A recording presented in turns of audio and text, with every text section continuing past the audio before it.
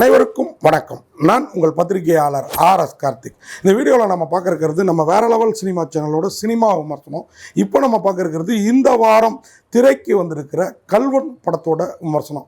கல்வன் ஆக்சுவலாக ஒரு நாள் முந்திய இந்த படம் இன்றைக்கி 4ஆம் தேதியே ரிலீஸ் ஆகிருக்குது. அதாவது ஏப்ரல் 4ஆம் தேதியே கல்வன். ஜிவி பிரகாஷ் அவர் தான் அதில் கல்வன். அவருக்கு துணையான கல்வனை நம்ம Dheena, Vijay TV fame KPY Dheena அவர் இருக்கிறாரு. இது இல்லாமல் இவானா, லவ் டுடே இவானா இருக்காங்க, அவங்க தான் கதாநாயகி. இது இல்லாமல் பாரதி ராஜா, பேராசிரியர் கு ஞானசம்பந்தம், இப்படி நிறைய பேர் இருக்காங்க. இவங்க எல்லாரையும் காட்டிலும் நிறைய காட்டு விலங்குகள், அதுவும் குறிப்பாக யானைகள் இல்லாமல் புலி இதெல்லாம் இருக்குது. படம் எப்படி இருக்குது அப்படின்னு பார்த்தோம்னா, இந்த படத்தோட கதை, இந்த படத்தை பி.வி. சங்கர் அவர் தான் ஒளிப்பதிவு செய்து இயக்கியிருக்கிறாரு. ஜிவி பிரகாஷ் மியூசிக் போட்டிருக்கிறாரு.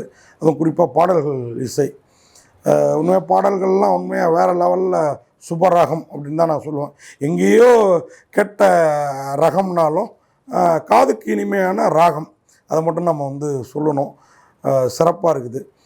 கதை, ஒரு ஊர், காடும் காடை சார்ந்த மலைப்பிரதேசங்கள் நிரம்பிய, அதுவும் குறிப்பாக நம்ம சத்தியமங்கலம் வீரப்பன் வாழ்ந்த காடு, அந்த ஏரியாவில் ஒரு கிராமம், மலை கிராமம். அங்கே யானை மிதித்து ஒருத்தன் செத்து போயிட்டாங்க அப்படின்னு ஊரெல்லாம் திரண்டு ஓடுனா 2 பேர் மட்டும் ஊருக்குள்ளார வர்றாங்க.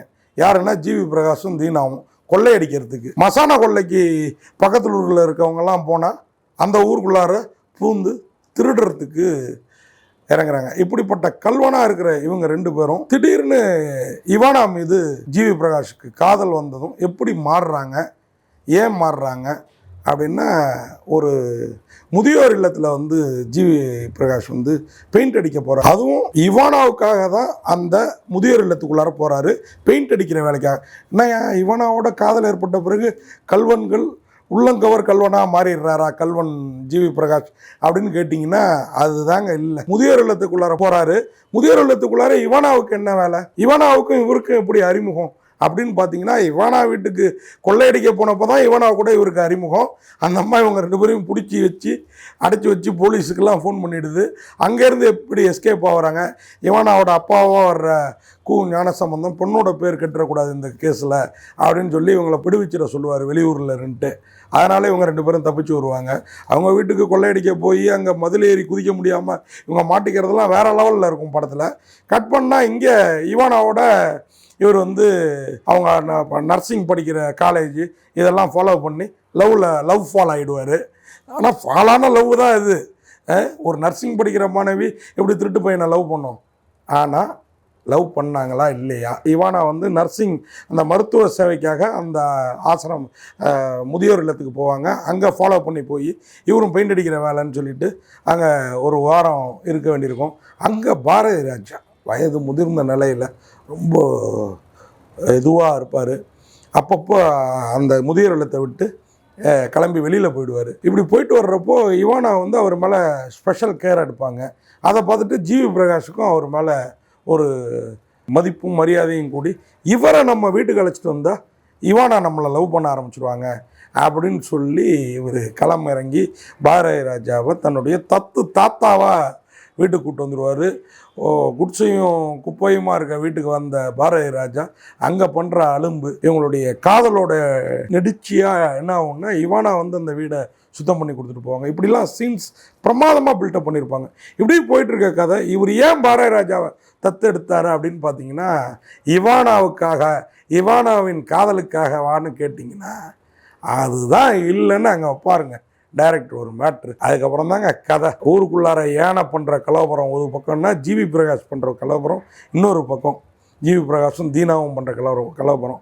இதில் பாரதி ராஜாவும் அந்த ஊர் மக்களும் தப்பி பிழைத்தார்களா, இவானா ஜிவி பிரகாஷின் காதல் கைகூடியதா இல்லையா? பாரதி ராஜா இந்த படத்தில் யானையை பார்த்து கூட பயப்பட மாட்டார். ஆனால் கிளைமாக்ஸில் அவரே யானைகள் துரத்தி அந்த யானைக்காக தோண்டப்பட்டிருக்கிற குழியில் விழுந்து கிடப்பார். அது எப்படின்னு தெரியல. அவர் உயிரோடு மீட்கப்பட்டாரா, ஜிவி பிரகாஷ் அதில் ஜிவி பிரகாஷோட ரோல் என்ன இப்படிங்கிறதுக்கெல்லாம் கதை வந்து ஏகப்பட்ட முடிச்சுகளை வந்து அவிழ்த்து ரொம்ப அருமையான ஒரு படத்தை வந்து கொடுத்துருக்கிறாரு இந்த படத்தோட இயக்குனர் PV சங்கர். ஒளிப்பதிவு பிரமாதமாக இருக்குது. மியூசிக் ஜிவி பிரகாஷோட பாடல்கள் பிரமாதம். பின்னணி இசையும் ஒன்றும் குறை சொல்கிற மாதிரி இல்லை.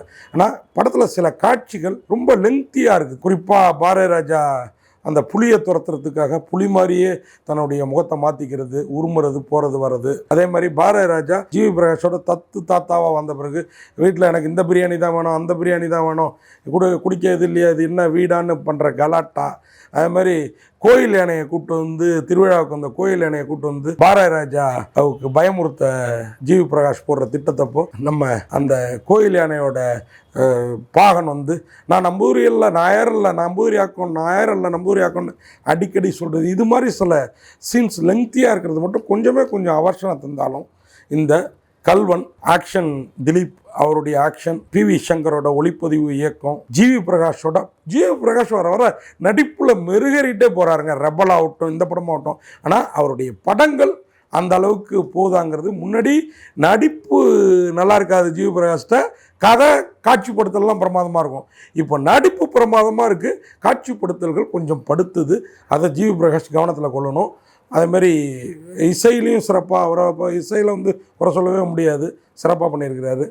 மொத்தத்தில் PV சங்கரோட இயக்கத்தில் டெல்லி பாபு ஆக்சஸ் ஃபிலிம் ஃபேக்ட்ரியோட தயாரிப்பில் இந்த படம் உள்ளம் கவர் கல்வன் அப்படிங்கிறது என்னுடைய கருத்து. நீங்களும் படம் பார்த்துட்டு ஒரு சில குறைகள் இருந்தாலும் உள்ளம் கவர் கல்வன்கிறது என்னுடைய கருத்து. நீங்களும் படம் பார்த்துட்டு சொல்லுங்கள். நன்றி, வணக்கம்.